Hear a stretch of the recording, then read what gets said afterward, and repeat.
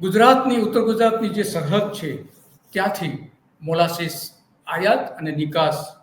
જે થતી હોય છે એના કેટલાક નિયમો છે. એ નિયમો પ્રમાણે એના પાસ લેવા પડે છે, એની મંજૂરી લેવી પડે છે અને એના આધારે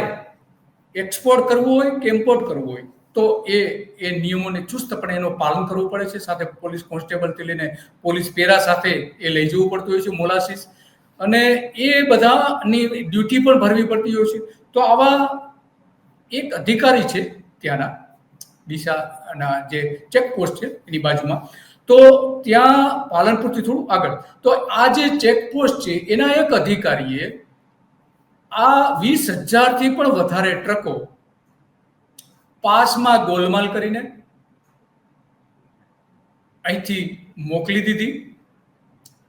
અને એમાં 1,000 કરોડ રૂપિયાનું, આ 20,000 ટેન્કરો જે કાઢી એમાં 1,000 કરોડ રૂપિયાનું કૌભાંડ થયું હોવાનો આરોપ પણ મૂકવામાં આવી રહ્યો છે. અને એ જે આરોપ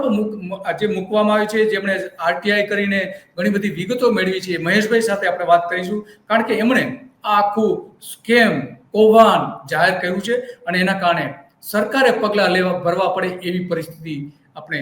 આવીને ઊભી રહી છે.